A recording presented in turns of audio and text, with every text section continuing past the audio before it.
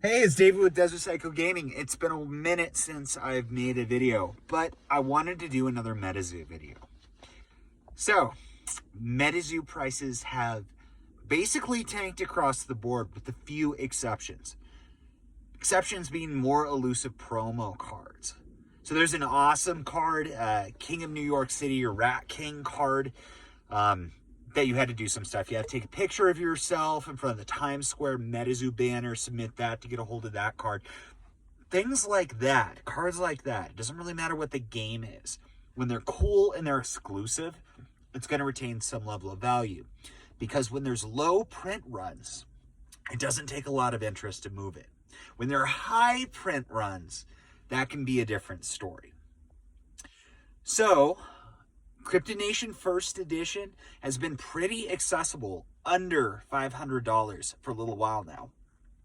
I feel like the downtrend is beginning to slow and it's getting relatively close to a support level. What's interesting is although the booster boxes are kind of hovering at that point, it seems like the single packs haven't lost as much value as the sealed box, which isn't typical. That's not typically what you see. Usually there's a premium for sealed boxes, but I guess in this scenario, it comes down to the lower base of people buying it, right? When there's less people out there,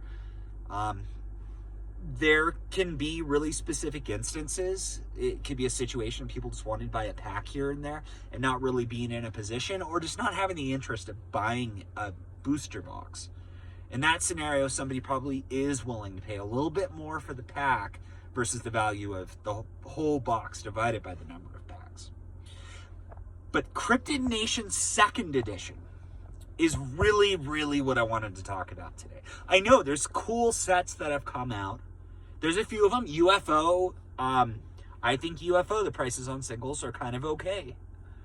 The sealed is not that great. Seance is, if it's not here, it's going to be here in a minute. I think it is already released. And if I'm wrong, I'm wrong. It's around this time Seance is coming out. There's a lot of hype for that. But it's still a really small community. A really small community. Which can have advantages and disadvantages. Because when you're making investment decisions, data is your best friend. And it's easier to be right when there are more people involved in something, because the trends are more definable, they're more measurable. If you have 1,000 people in a room, you can figure out something about an average of basically human nature. When you have 3 people in a room, you can learn about 3 different people. But it can be really hard to make any sort of broad determination with low numbers. And I feel like there's some pretty low player base still. Now, I gotta say it, I like Metazoo a lot. I think Metazoo has a lot of promise. And I will say that I think a lot of the prices of the cards are in the garbage. Kickstarter cards are still highly affordable, which can be great long-term play, or it can be an opportunity cost. If you're tying up money in those types of products, I mean, you have to just assume the level of risk. And where the prices are at right now, the risk may not necessarily be losing any or much money. It could be a risk of just not doing anything for a really long time. When I'm looking at trading card investments to make, personally for me, and again, this is, I say it every video, but this is not investment advice. I'm not saying anybody should do this. I'm just sharing what I do for what it's worth. I'm a random guy online, and this is what I do when I'm investing in trading cards.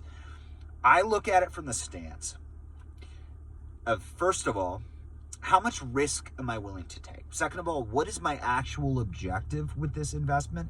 I have to break it down. And then I have to really look at what is the potential outcomes, right? What is risk versus reward? And with most things I have bought, I have found the greatest return by percentage, by far, has been in products that have dipped below MSRP in general, products that have been hammered by a massive shift in interest or the market, or things that I just presume are undervalued. Umbreon Alt Art VMAX right now for Pokemon is one of the most expensive modern cards ever. And it wasn't that way shortly after launch. It wasn't. It wasn't even the chase card of the set. But look at where it is now. You know, people who went in and bought a bunch of those cards did pretty good. It was never like nothing, but it was under $100. And that was not that long ago that Evolving Skies came out. It's a 2021 set. It's been about a year. So if you got it for $100, even $50. I saw some sell them for 50. That's a massive, massive return on that card. Now, there weren't many for 50, and there weren't a lot for 100, but they were there, and people could have got them if they really went for it. And some did. With Metazoo, it's not as easy to make decisions as it would be like Pokemon or Magic the Gathering in either a modern or vintage market, because we have lots of numbers and we've got lots of trends and lots of history, and we can see what performs at what time, and we can take some educated guesses as to why. You can take educated guesses with Metazoo, but by and large, you have to just throw the dice, because this game could do anything. But I'm getting on a little bit of a tangent. Back to what I was saying, the biggest personal returns by percentage that I've seen in a short amount of time have been undervalued products. And generally, the ones that people don't like are the ones that are the most undervalued, right? So Steam Siege with Pokemon, I have tons and tons and tons of packs of Steam Siege. I was buying them for under $1.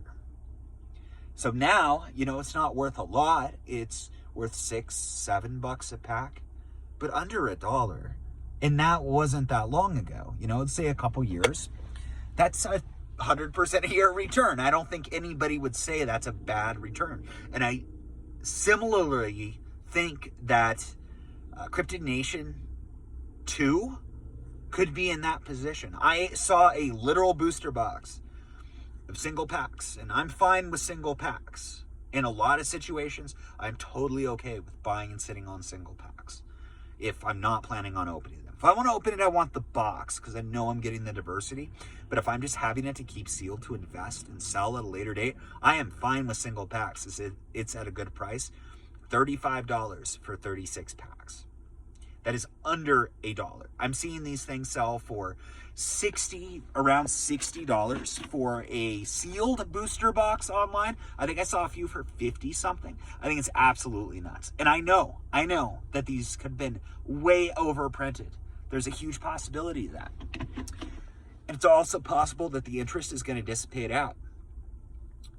But I think that's cheap enough, it doesn't really matter. I think it's a unique opportunity right now to buy something that is so unbelievably inexpensive that there's not a lot of directions it can go. So fantasy packs in the 90s, for people who don't know, were massive prior to Pokemon.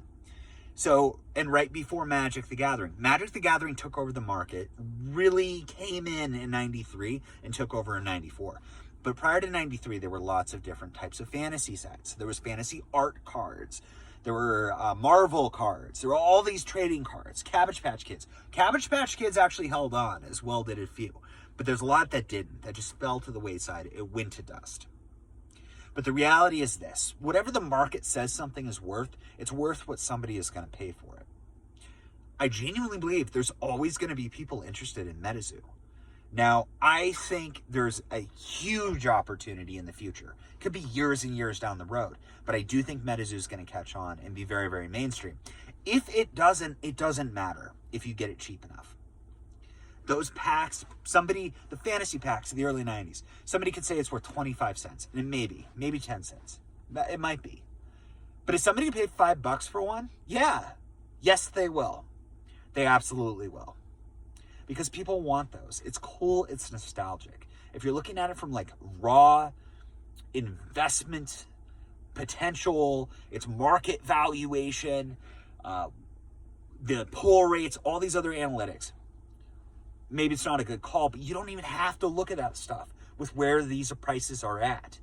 You can just make a very bold but seemingly obvious assumption that if you buy something for $1, you can sell it for more. you can sell it for many times more. And I think you'll be able to sell it for many times more a lot sooner than what people are anticipating.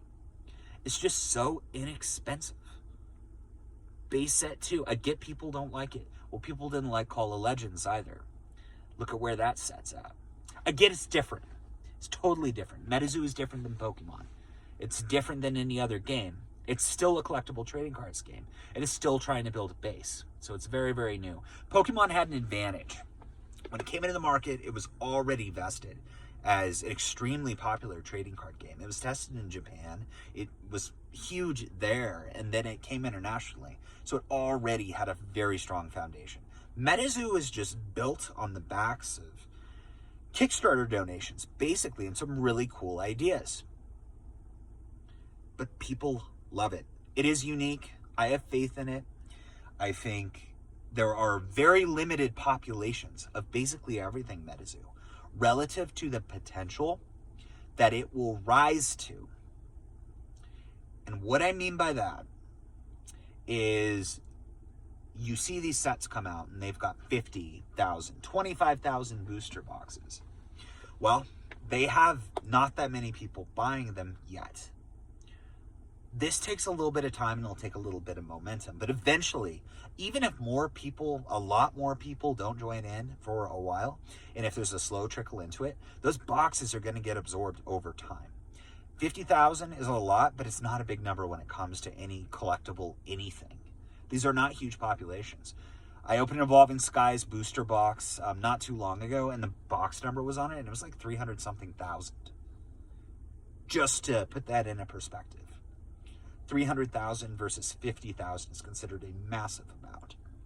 What I'm saying is, this is a major opportunity to get some product in Metazoo. If you think it's going to survive and do well, buy it. I don't think you'll really go wrong. I think the prices are cheap on a lot of this stuff. I think the Kickstarter is solid.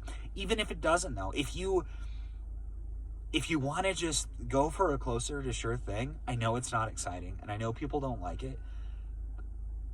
But that base 2, the Cryptid Nation 2 packs, where they are at in price, I just think is virtually unbeatable. Your odds are actually pretty decent of opening the packs, pulling something, and selling it. I bet at $35 a booster box, you'll probably make your money back on the singles. But even selling it, just the packs individually, people will pay for them.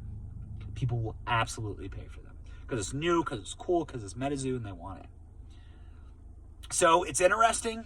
It's a little bit quieter with Metazoo. There's not as much craze and the investment hype behind it and all the money pouring into it. At least I don't see it. I admit I haven't been following it as closely as I have previously because I've been doing a lot more with Vintage Magic. But I am still keeping my eye on it because I do not want to be passed up. And I'm still going to be buying some more product. I am going to buy some of the Cryptid Nation 2 packs. If I can get them at $1, I will absolutely load up because I think that's a huge opportunity. And then these promos, as they come out more and more, I'm very, very, very interested in them. I'm still curious to see what is going to be the catalyst to launch this thing a little bit further. But even if there isn't one, I think gradually over time, it will build up enough momentum in a base that there will be some significant value in these early cards. Cryptid Nation 1, Kickstarter, some of the other sets. I think also, if there are second print runs or second editions of like Wilderness, Nightfall, Seance, if they continue to do that, which some games don't. Flesh and Blood discontinued the editions. So first and second, or first and unlimited, they discontinued it. It's possible that Metazoo will end up doing the same thing. And if they do, it's possible that those first edition products will rise up in value. So prices are always based on supply and demand, and right now there's a lot more supply of most things than there is demand of it. Also economically, there's some pressure. So it'll be really, really interesting to see what the future brings. So this is David with Desert Cycle Gaming. As I said previously, it's not investment advice. This is a channel where I talk about investing in collectible trading cards. This is my opinion. You should never take just some person's word for it if they're talking about anything like this. You should always do your own research and do your own due diligence when you're dealing with money. You know, whether that's buying stock, buying real estate, buying trading cards. So if you like these types of conversations, please like and subscribe. It helps me out a lot. If you hate it, let me know down in the comments. I appreciate everyone. I hope you have a great evening.